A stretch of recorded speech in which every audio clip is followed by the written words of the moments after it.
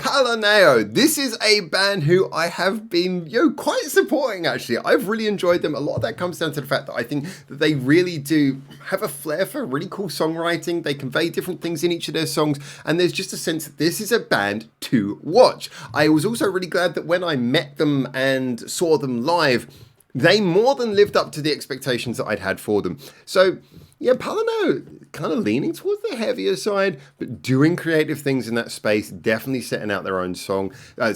And they got a new song, Raison d'Etre, which has come out. It came out whilst I was in the middle of doing a 26-hour live stream where we were only listening to live music, and thus it was like I just dropped while I was in the middle of that. And then after that live stream, I was just exhausted, so I did a lot of sleeping. But I'm back, I'm ready, I'm recording, which means Raison d'Etre, first thing I come to. It's 3 minutes 47. We're going to jump into it now, see what we think, hopefully enjoy it. Always honest on this channel. Can't believe they've only got 20,000 subscribers. Can we just address that for a second? I mean, 20,000 is a lot. It's a lot more than I got, but I mean, I kind of feel like they've been doing enough that they deserve more by now. Let's punch up that number. PaleNeo, 100,000. At least get them to 50,000. All right, let's go. Raison d'Etre. Oh, straight in. Ooh, that's funky.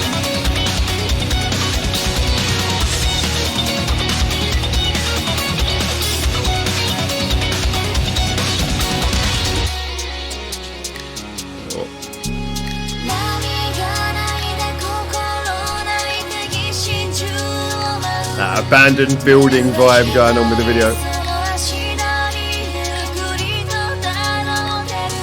Haven't they? Ooh. That digital effect on the voice is really working well. I wonder if it's going to punch out in the chorus.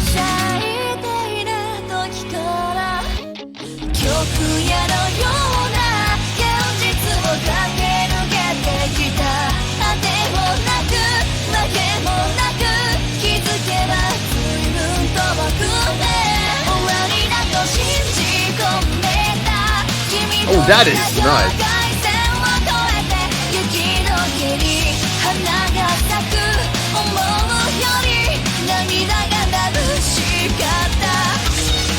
Love the way how it sort of gave that big anthemic halftime feeling to the beginning of the chorus and then just punched back in with this kind of slightly more EDM beat.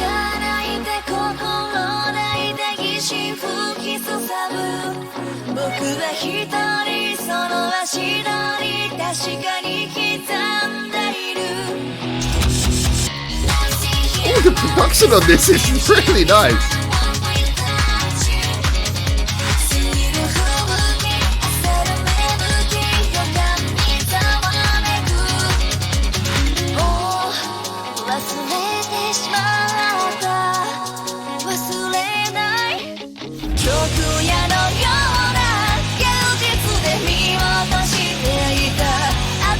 That is such a cool way to bring the chorus, because it's anthemic, and then, are they going to do it?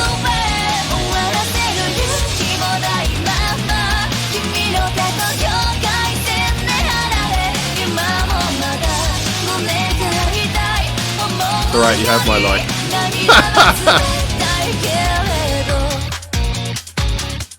Alright.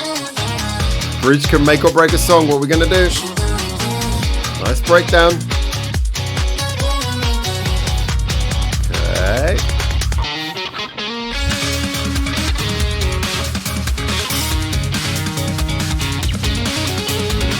That is so jazzy.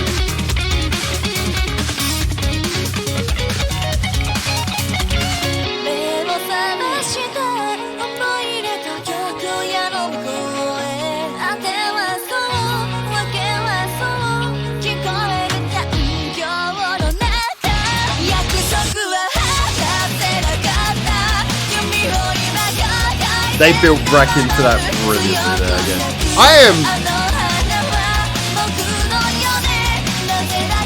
I am really enjoying it.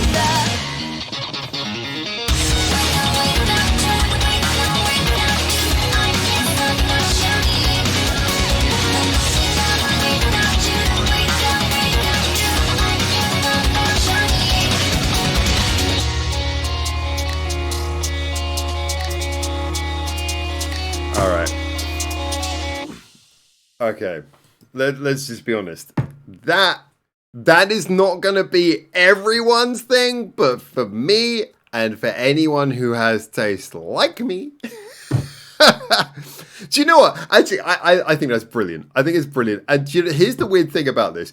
The only criticism I have ever heard about this band, and I shouldn't be bringing this up straight away, but I'm going to bring it up because I think this is part of the compliment I want to give them. The only criticism I've ever heard about this band is when people are like, oh, well, I thought they were a metal band, but then they did this song and it was really different and that song was really different. So in other words, the only criticism I ever heard is that they do too much variation, or in other words, they have the ability to do too many different things.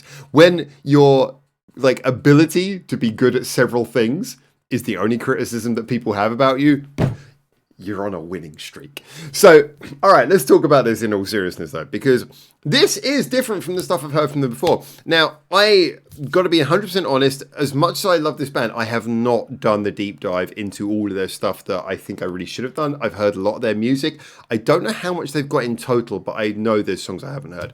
As a general, though, definitely heard all the singles and a few other songs in between.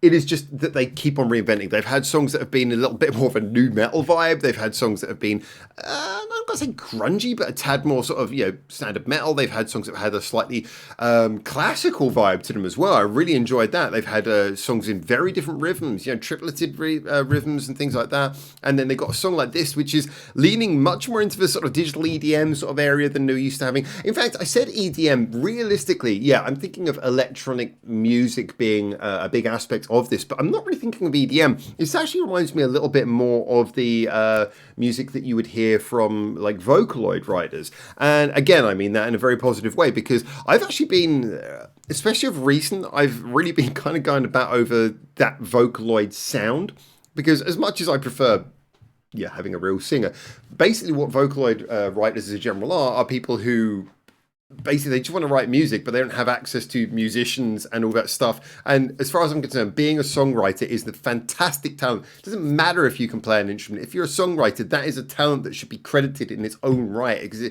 you are a person who can create music for people to write. And of course, in like the generation we've got now, who've got so much technology just on a laptop or something to just put together songs. This is what's given us, especially in Japan, this whole Vocaloid writer generation who just write these incredibly well-crafted songs without access to any real-world musicians or even singers.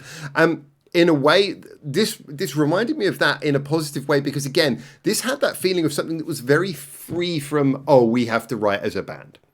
And don't get me wrong, they still did all the band stuff right, and we'll get to that in a minute. But it felt like it wasn't restrained by, okay, let's write the guitar bits and the bass bit and the drum bit and the vocal bit. It felt like, what do we hear this song sounding like? It felt like a song was crafted and then they as a band worked out how to play it, which I am a big proponent of that. I think that is such a good way to write a song. I think it's the best way to write a song, is think of what you want the song to sound like, and then you as a band work out how you're going to make that happen. Because your job as musicians is to produce a sound, but your job as a songwriter is to think of and create the sound. And for me, this felt like a song where there was a vision, a plan, and it was put together beautifully. So it starts off very production heavy, and at first you're like, where is this going to go? When the initial vocal comes in, it's obviously got that very high production. It's slightly lo-fi, mid-range kind of vibe to it. A little bit of a sort of flat tuning to it. And okay, where's this going? But it's obviously trying to give you a slightly edgy.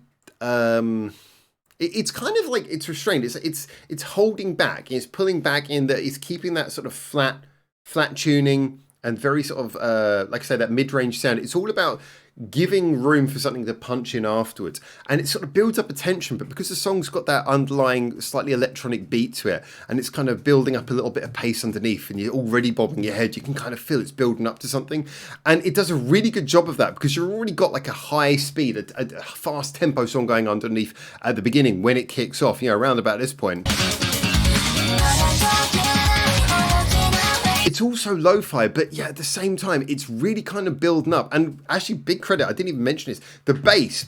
slapping away, but not like in a showy, oh look at me kind of way, really kind of laying a proper funk down. And that again is allowing the song to have like a good sort of energy, but allowing the bass to take center stage, because the good thing about the bass is it's the bass, it's sort of underneath, it's kind of like keeping everything sort of low and sort of rumbling along in a kind of a nice, you can feel that there's room for the song to punch in when it gets to the chorus. And when it does come in, it comes in big, anthemic, as I mentioned before. We get that half-time sort of head stomping, sound, the vocals come in fully, the chorus begins, and then halfway through the chorus switches up and it brings back that high tempo rhythm over the top. So it's like you get like the build up, you get the big anthemic bit, and then the second part of the chorus is the tempo and the anthemic bit together. It's just a great way to structure like your song.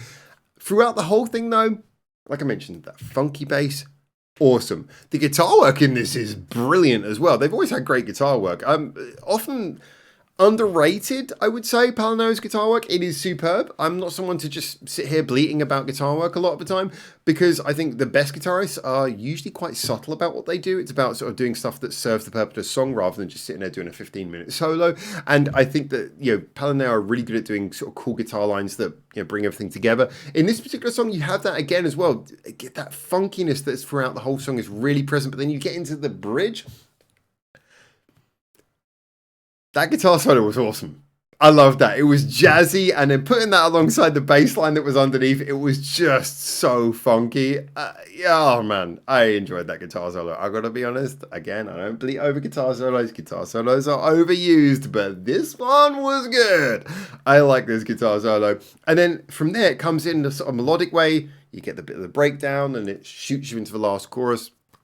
Just a very well structured song, very enjoyable. Was it heavy? No. Did it need to be? No. Did it make me want to sort of bob my head, even headbang to it? Definitely yes. It's just so effortlessly clever, cool.